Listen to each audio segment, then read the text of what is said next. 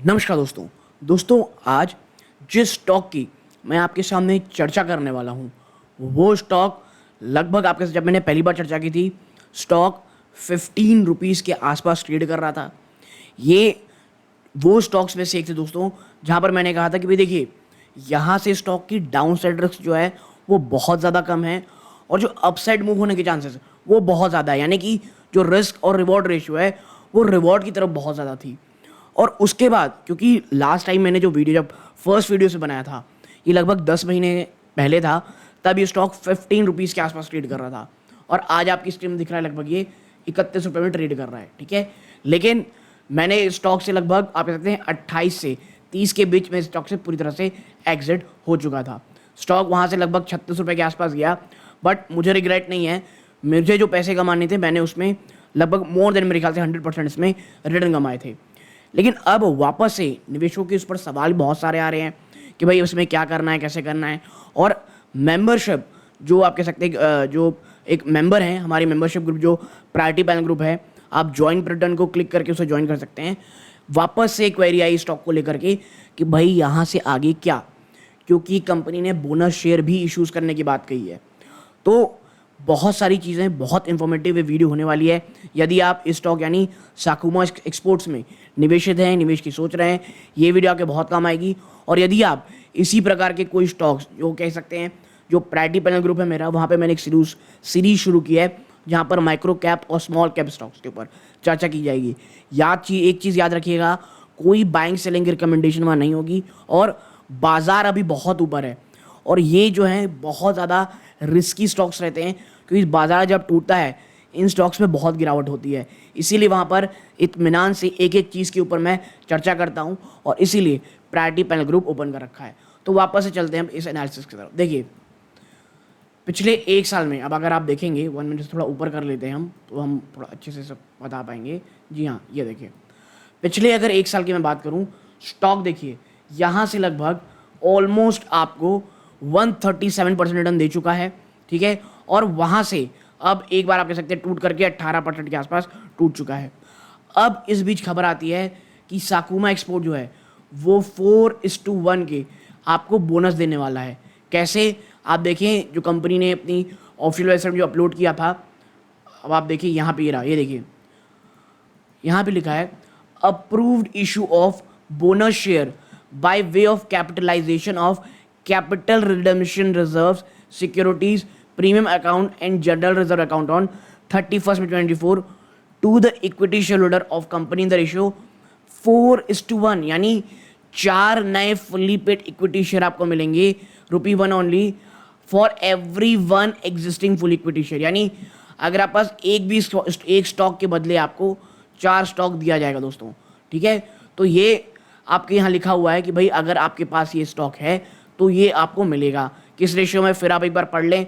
भाई यहाँ पे लिखा हुआ है कि for 4 new fully paid equity share, 4 नए फुली पेड इक्विटी शेयर आपको मिलेंगे for every 1 existing fully paid. ठीक है, और each held by the eligible share holder as on record date, और रिटायरमेंट कब होगी, जब बोर्ड ऑफ डायरेक्टर की मीटिंग कंप्लीट होगी दोस्तों।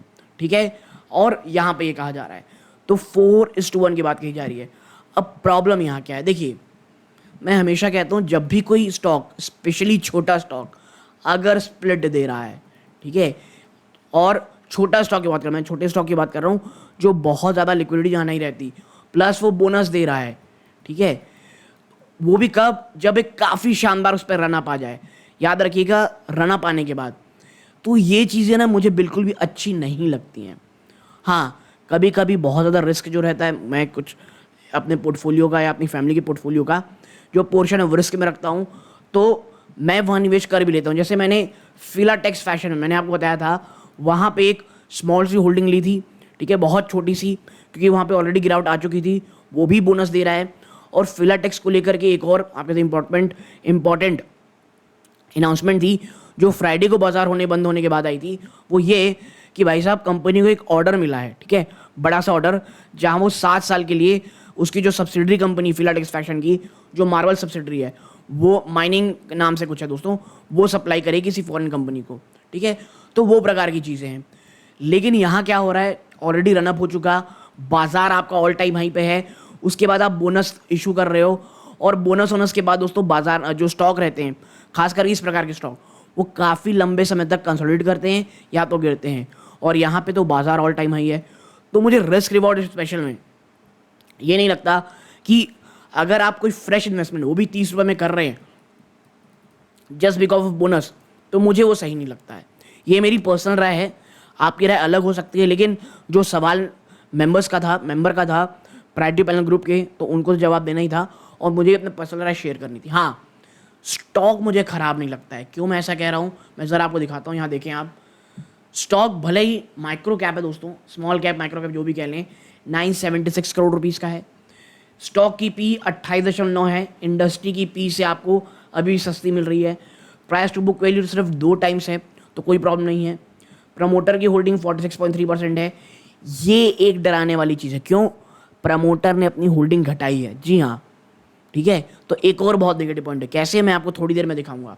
ठीक है, आपकी ROC ठीक ठाक है, ROE भी ठीक ही है, कोई बहुत फैंटास्टिक नहीं है, बट ठीक है।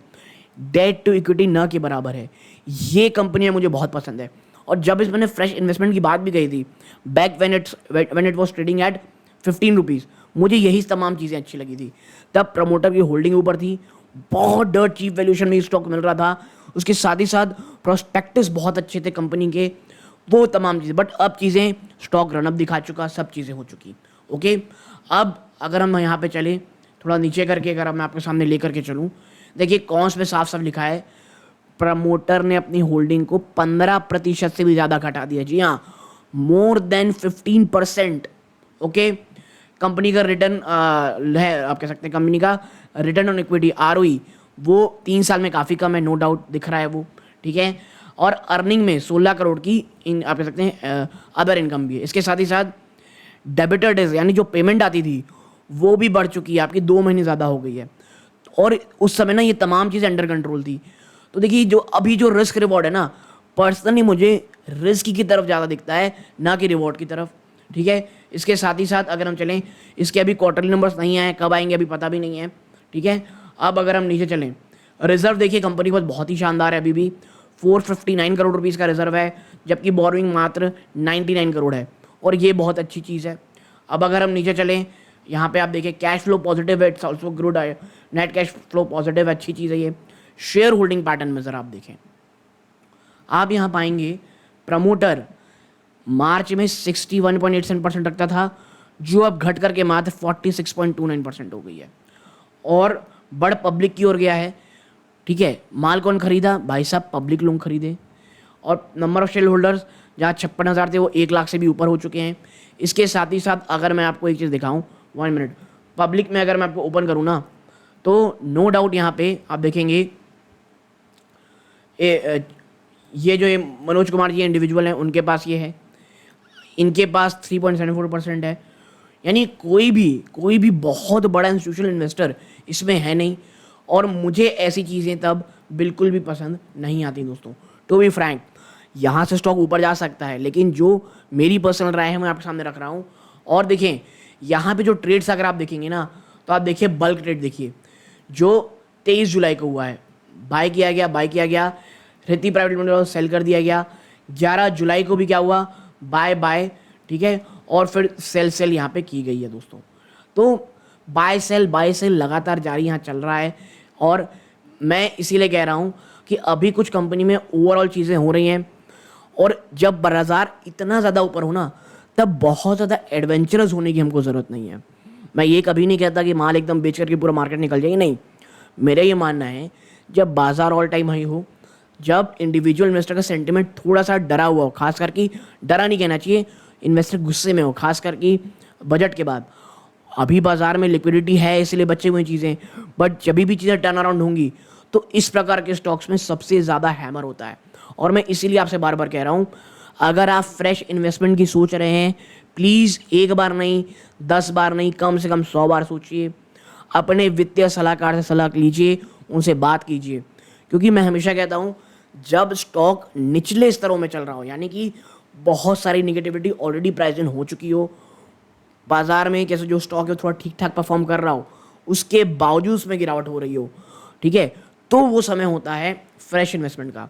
यहाँ पे तमाम चीज़ें हो चुकी हैं, प्राइसिंग पॉजिटिविटी हर चीज़ प्राइसिंग हो चुकी है। इसके साथ ही साथ मैं आपको बता दूँ, कंपनी Q1 के नतीजे लाने वाली है। एटलीस्ट तब तक आपको रुकना चाहिए, क्या कोई नई अनाउंसमेंट हो रही है, क्या हो रहा है। उससे पहले कोई भी अगर आप फ्रेश इन्वेस्टमेंट कर रहे हैं, थोड़ा सोच समझ के करें। तो आप यहाँ तक जुड़े रहे, इस बात का बहुत बहुत धन्यवाद। वीडियो को तुरंत लाइक कर दें, चैनल पहली बार आए सब्सक्राइब ज़रूर कर दीजिएगा। ये सूर्यकांत है। जय हिंद दोस्तों।